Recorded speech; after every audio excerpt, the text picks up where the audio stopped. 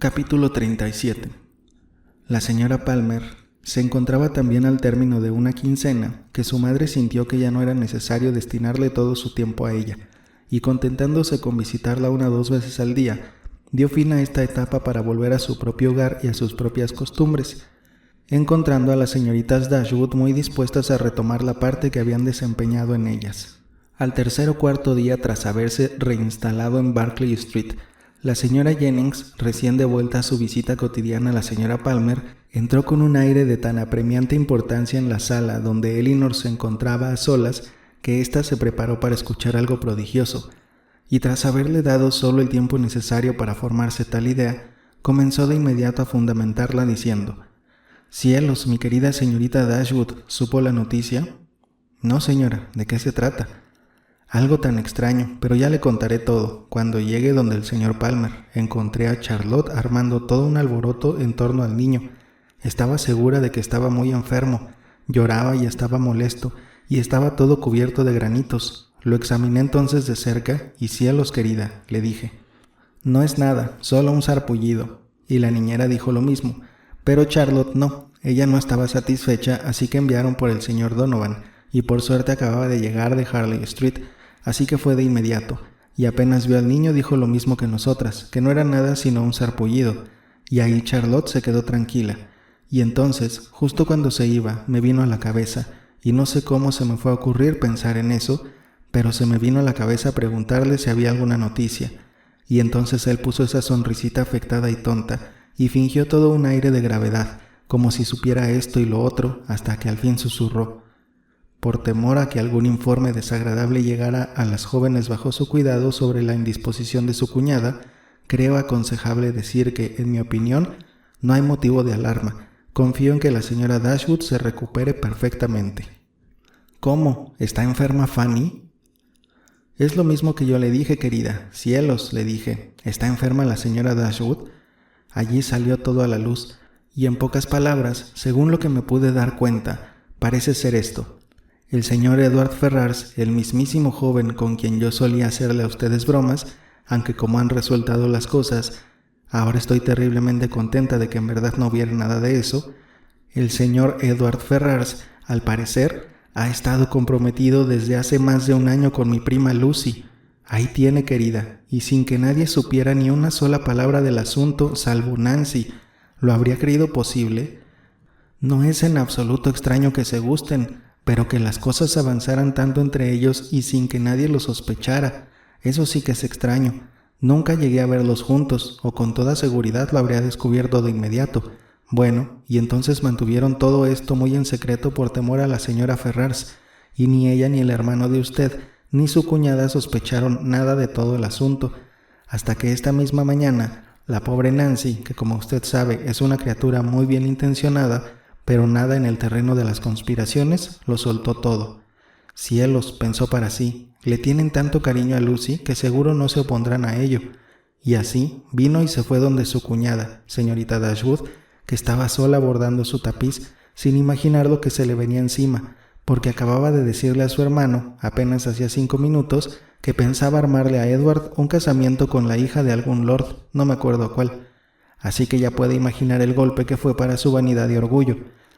Enseguida le dio un ataque de histeria, con tales gritos que hasta llegaron a oídos de su hermano, que se encontraba en su propio gabinete abajo, pensando en escribir una carta a su mayordomo en el campo. Entonces voló escaleras arriba y allí ocurrió una escena terrible, porque para entonces se les había unido Lucy, sin soñar siquiera lo que estaba pasando. Pobre criatura, la compadezco, y créame, pienso que se comportaron muy duros con ella. Su cuñada la reprendió hecha una furia, hasta hacerla desmayarse. Nancy, por su parte, cayó de rodillas y lloró amargamente, y su hermano se paseaba por la habitación diciendo que no sabía qué hacer. La señora Dashwood dijo que las jóvenes no podrían quedarse ni un minuto más en la casa, y su hermano también tuvo que arrodillarse para convencerla de que las dejara al menos hasta que hubiesen empacado sus ropas. Y entonces ella tuvo otro ataque de histeria, y él estaba tan asustado que mandó a buscar al señor Donovan, y el señor Donovan encontró la casa toda conmocionada. El carruaje estaba listo en la puerta para llevarse a mis pobres primas, y justo estaban subiendo cuando él salió.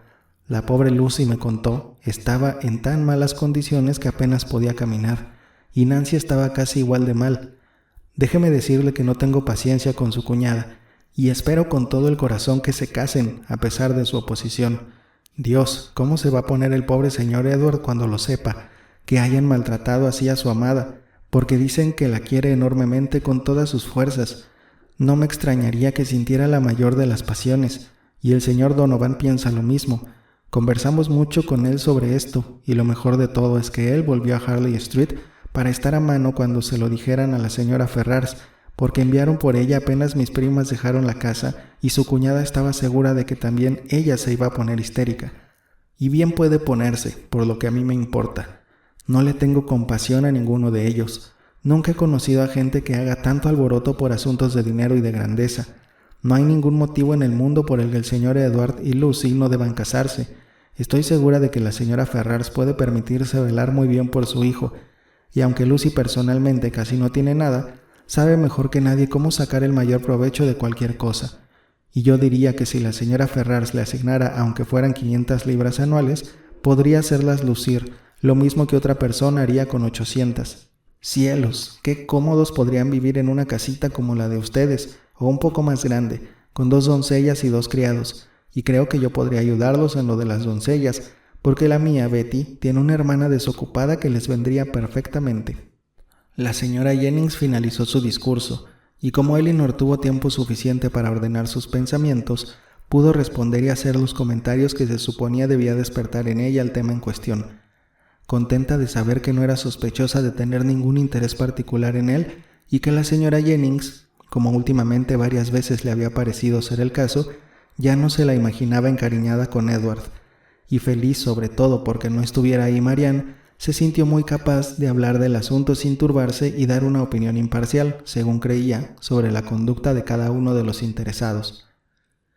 No sabía Elinor muy bien cuáles eran en verdad sus propias expectativas al respecto, aunque se esforzó seriamente en alejar de ella la idea de que pudiera terminar de otra forma que con el matrimonio de Edward y Lucy. Si estaba ansiosa de saber lo que diría y haría la señora Ferrars, aunque no cabían muchas dudas en cuanto a su naturaleza, y más ansiosa aún de saber cómo se comportaría Edward. Sentía bastante compasión por él. Por Lucy, muy poca, e incluso le costó algo de trabajo procurar ese poco por el resto, ninguna. Como la señora Jennings no cambiaba de tema, muy pronto Elinor advirtió que sería necesario preparar a Marianne para discutirlo. Sin pérdida de tiempo había que desengañarla, ponerla al tanto de la verdad y conseguir que escuchara los comentarios de los demás sin revelar ninguna inquietud por su hermana y tampoco ningún resentimiento hacia Edward. Penosa era la tarea que debía cumplir Elinor. Iba a tener que destruir lo que en verdad creía ser el principal consuelo de su hermana, dar detalles acerca de Edward que temía lo harían desmerecer para siempre a los ojos de Marianne, y hacer que por el parecido entre sus situaciones, que ante la viva imaginación de ella pareciera enorme, debiera revivir una vez más su propia desilusión. Por ingrata como debía ser tal tarea, había que cumplirla, y en consecuencia, Elinor se apresuró a hacerlo. Lejos estaba de desear detenerse demasiado en sus propios sentimientos o demostrar que sufría mucho, a no ser que el dominio sobre sí misma que había practicado desde el momento en que supo del compromiso de Edward le indicara que sería útil frente a Marianne. Su relato fue claro y sencillo, y aunque no pudo estar desprovisto de emoción, no fue acompañado ni de agitación violenta ni de arrebatos de dolor. Eso correspondía más a la oyente, porque Marianne escuchó todo horrorizada y lloró sin parar. Por lo general, Elinor tenía que consolar a los demás cuando ella estaba afligida tanto como cuando ellos lo estaban, y así confortó a Marianne al ofrecerle la certidumbre de su propia tranquilidad y una vigorosa defensa de Edward frente a todos los cargos, salvo el de la imprudencia. Pero Marianne no dio crédito durante un buen rato a ninguno de los argumentos de Elinor. Edward parecía un segundo Willoughby, y si Elinor admitía, como lo había hecho, que sí lo había amado muy sinceramente, ¿cómo podía sentir menos que ella? En cuanto a Lucy Steele, la consideraba tan absolutamente despreciable, tan completamente incapaz de atraer a ningún hombre sensible, que no la iban a poder convencer primero de creer y después de perdonar, que Edward hubiera sentido antes ningún afecto por ella. Ni siquiera admitía que hubiese sido algo natural, y Elinor abandonó sus esfuerzos, dejando que algún día la convenciera de que así eran las cosas lo único que podía llegar a convencerla: un conocimiento más profundo de la humanidad. En su primer intento de comunicación no había podido ir más allá de establecer el hecho del compromiso y el tiempo que tenía de existencia. Irrumpieron entonces las emociones de Marianne, poniendo fin a todo orden en la descripción de los pormenores, y durante algunos momentos todo lo que pudo hacerse fue calmar su aflicción, tranquilizar sus temores y combatir su resentimiento. La primera pregunta que hizo, que abrió el camino a nuevos detalles, fue: ¿y hace cuánto tiempo que lo sabes, Elinor? ¿Te ha escrito él? Lo he sabido desde hace 4 meses, cuando Lucy fue por primera vez a Barton Park en noviembre pasado. Me habló en privado de su compromiso. Ante estas palabras, Marianne expresó con sus ojos lo que sus labios no podían formular. Tras un momento de asombrado silencio, exclamó: ¿4 meses? ¿Lo has sabido durante 4 meses? Elinor confirmó: ¿cómo? Mientras cuidabas de mí cuando yo estaba sumida en el dolor, tu corazón cargaba con todo esto, y yo que te he reprochado ser feliz. No era conveniente que en esos momentos tú supieras cuán opuesto a eso era mi sentir. 4 meses, volvió a exclamar Marianne, y tú tan tranquila, tan alegre, ¿en qué te has sostenido? En sentir que estaba cumpliendo mi deber. Mi promesa a Lucy me imponía el secreto. Le debía a ella, entonces, evitar cualquier indicio de la verdad, y le debía a mi familia y a mis amigos evitarles una preocupación por causa mía que no estaría en mis manos solucionar. Lo anterior pareció sacudir fuertemente a Marianne. A menudo he querido sacarte a ti y a mamá del engaño, añadió Elinor, y 1 o 2 veces he intentado hacerlo, pero sin traicionar la confianza que habían depositado en mí, jamás las habría convencido. 4 meses, ¿y todavía lo amabas? Sí, pero no lo amaba solo a él, y mientras me importara tanto el bienestar de otras personas, me alegraba ahorrarles el conocimiento de lo mucho que sufría. Ahora puedo pensar y hablar de todo ello sin gran emoción. No querría que sufrieras por causa mía, porque te aseguro que yo ya no sufro excesivamente.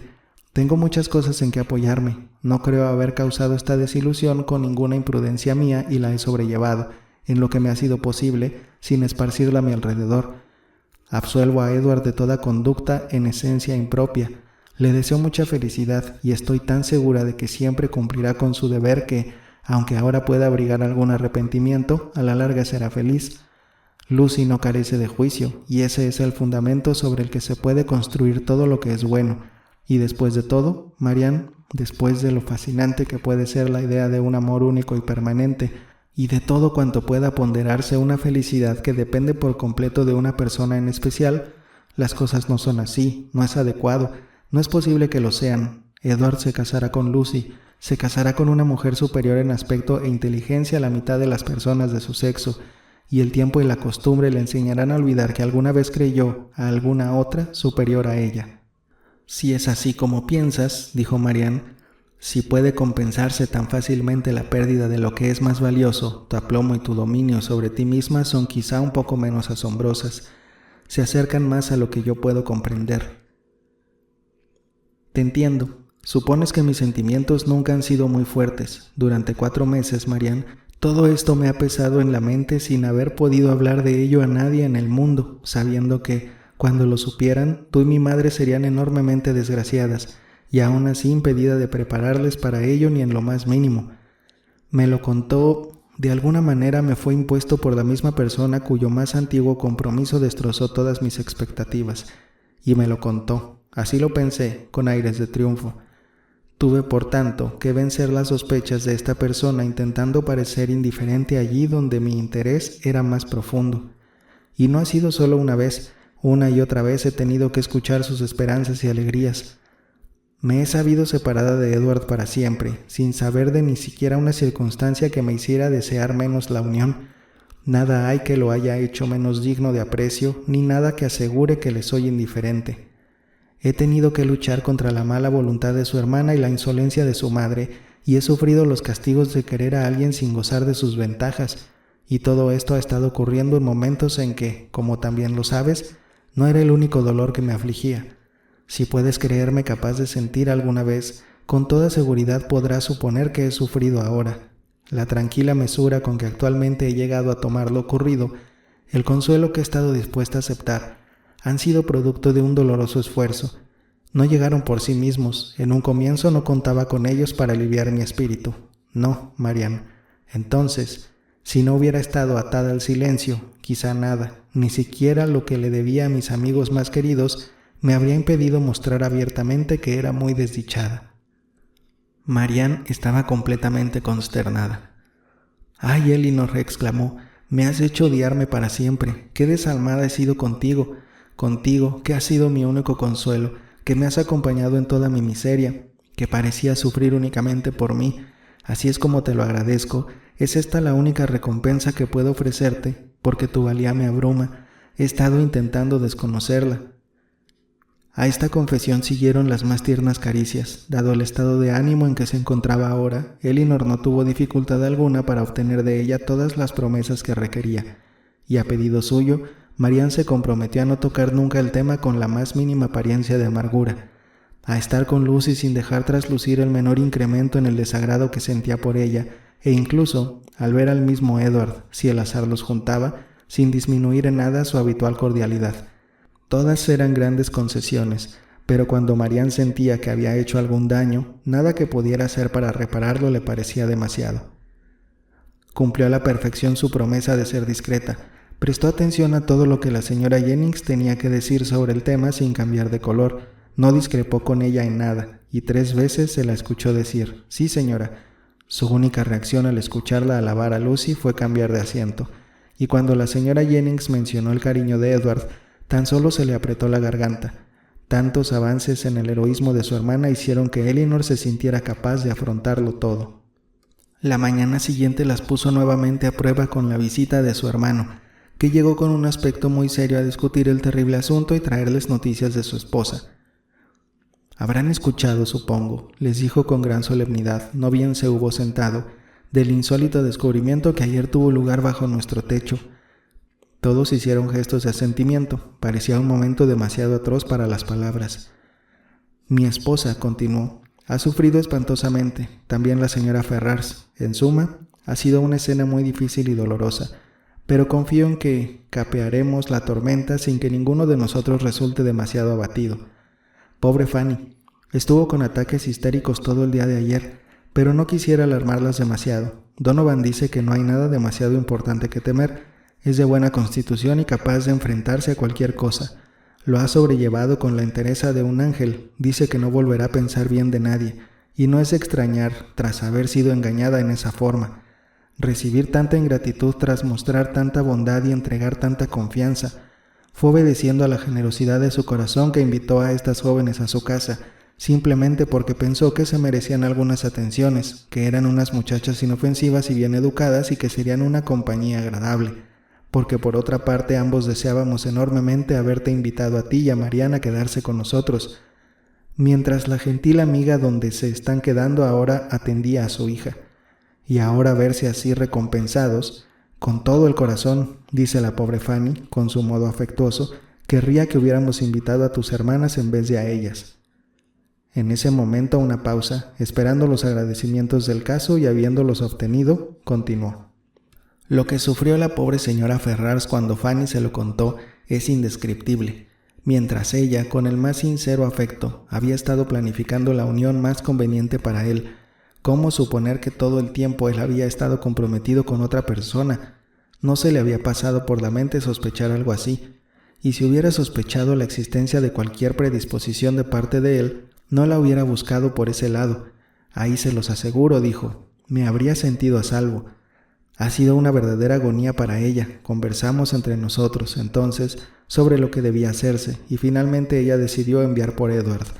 Él acudió, pero me es muy triste contarles lo que siguió. Todo lo que la señora Ferrars pudo decir para inducirlo a poner fin al compromiso, reforzado, como pueden suponer, por mis argumentos y los ruegos de Fanny, resultó inútil. El deber, el cariño, todo lo desestimó. Nunca había pensado que Edward fuese tan obstinado, tan insensible. Su madre le explicó los generosos proyectos que tenía para él, en caso de que se casase con la señorita Morton. Le dijo que le traspasaría las propiedades de Norfolk, las cuales, descontando las contribuciones, producen sus buenas 1000 libras al año. Incluso le ofreció, cuando las cosas se pusieron desesperadas, subirlo a 1200. y por el contrario, si persistía en esta unión tan desventajosa, le describió las inevitables penurias que acompañarían su matrimonio. Le insistió en que las 2,000 libras de que personalmente dispone serían todo su haber. No lo volvería a ver nunca más y estaría tan lejos de prestarle la menor ayuda que si él fuera a asumir cualquier profesión con miras a obtener un mejor ingreso, haría todo lo que estuviera en su poder para impedirle progresar en ella. Ante esto, Marián, en un arrebato de indignación, golpeó sus manos exclamando: «¡Dios bendito! ¿Cómo es posible?». «Bien puede extrañarte, Marián», replicó su hermano, «la obstinación capaz de resistir argumentos como esos. Tu exclamación es absolutamente natural». Marián iba a replicar, pero recordó sus promesas y se abstuvo. Todos estos esfuerzos, sin embargo, continuó él, fueron en vano. Edward dijo muy poco, pero cuando habló, lo hizo de la manera más decidida. Nada podría convencerlo de renunciar a su compromiso, cumpliría con él sin importar el costo. Entonces, exclamó la señora Jennings, con brusca sinceridad, incapaz de seguir guardando silencio, ha actuado como un hombre honesto. Le ruego me perdone, señor Dashwood, pero si él hubiera hecho otra cosa, habría pensado que era un truán. En algo me incumbe este asunto al igual que a usted, porque Lucy Steele es prima mía, y creo que no hay mejor muchacha en el mundo ni otra más merecedora de un buen esposo. John Dashwood no cabía en sí de asombro, pero era tranquilo por naturaleza, poco dado a irritarse, y nunca tenía intenciones de ofender a nadie, en especial a nadie con dinero. Fue así que replicó, sin ningún resentimiento: «Por ningún motivo hablaría yo sin respeto de algún familiar suyo, señora. La señorita Lucy Steele es, me atrevería a decir, una joven muy meritoria, pero en el caso actual debe saber usted que la unión es imposible, y haberse comprometido en secreto con un joven entregado al cuidado de su tío, especialmente el hijo de una mujer de tan gran fortuna como la señora Ferrars, quizás es, considerado en conjunto, un poquito extraordinario. En pocas palabras, no es mi intención desacreditar el comportamiento de nadie a quien usted estime, señora Jennings. Todos le deseamos la mayor felicidad a su prima, y la conducta de la señora Ferrars ha sido en todo momento la que adoptaría cualquier madre buena y consciente en parecidas circunstancias. Se ha comportado con dignidad y generosidad. Edward ha echado sus propias suertes y temo que le van a salir mal». Mariana expresó con un suspiro un temor semejante, y a Elinor se le encogió el corazón al pensar en los sentimientos de Edward mientras desafiaba las amenazas de su madre por una mujer que no podía recompensarlo. «Bien, señor», dijo la señora Jennings, «¿y cómo terminó todo?». «Lamento decir, señora, que con la más desdichada ruptura. Edward ha perdido para siempre la consideración de su madre. Ayer abandonó su casa, pero ignoro a dónde se ha ido o si está todavía en la ciudad, porque por supuesto nosotros no podemos preguntar nada». «Pobre joven, ¿y qué va a ser de él?». «Sí, por cierto, señora, qué triste es pensarlo. Nacido con la expectativa de tanta riqueza, no puedo imaginar una situación más deplorable. Los intereses de 2,000 libras, ¿cómo va a vivir una persona con eso? Y cuando, además, si piensa que, de no haber sido por su propia locura, en 3 meses más habría recibido 2,500 libras anuales, puesto que la señorita Morton posee 30,000 libras. No puedo imaginar situación más funesta. Todos debemos tenerle lástima, y más aún considerando que ayudarlo está totalmente fuera de nuestro alcance». «Pobre joven», exclamó la señora Jennings, «les aseguro que de muy buen grado le daría alojamiento y comida en mi casa, y así se lo diría, si pudiera verlo. No está bien que tenga que costearse todo solo ahora, viviendo en posadas y tabernas». Elinor le agradeció íntimamente por su bondad hacia Edward, aunque no podía evitar sonreír ante la manera en que era expresada. «Si tan solo hubiese hecho por sí mismo», dijo John Dashwood, «lo que sus amigos estaban dispuestos a hacer por él, estaría ahora en la situación que le corresponde y nada le habría faltado. Pero tal como son las cosas, ayudarlo está fuera del alcance de nadie. Y hay algo más que se está preparando en su contra, peor que todo lo anterior. Su madre ha decidido, empujada por un estado de ánimo muy entendible, asignar de inmediato a Robert las mismas propiedades que, en las condiciones adecuadas, habrían sido de Edward. La dejé esta mañana con su abogado, hablando de este asunto». «Bien», dijo la señora Jennings, «esa es su venganza, cada uno lo hace a su manera. Pero no creo que yo me vengaría dando independencia económica a un hijo porque el otro me había fastidiado». Marianne se levantó y salió de la habitación. «¿Puede haber algo más mortificante para el espíritu de un hombre», continuó John, «que ver a su hermano menor dueño de una propiedad que podría haber sido suya? Pobre Edward, lo compadezco sinceramente. Tras algunos minutos más entregado al mismo tipo de expansiones, terminó su visita, y asegurándoles repetidas veces a sus hermanas que no había ningún peligro grave en la indisposición de Fanny y que, por lo tanto, no debían preocuparse por ella, se fue, dejando a las 3 damas con unánime sentimiento sobre los sucesos del momento, al menos en lo que tocaba a la conducta de la señora Ferrars, la de los Dashwood y a la de Edward. La indignación de Mariana estalló no bien su hermano dejó la habitación, y como su vehemencia hacía imposible la discreción de Elinor e innecesaria la de la señora Jennings, las 3 se unieron en una muy animada crítica de todo el grupo.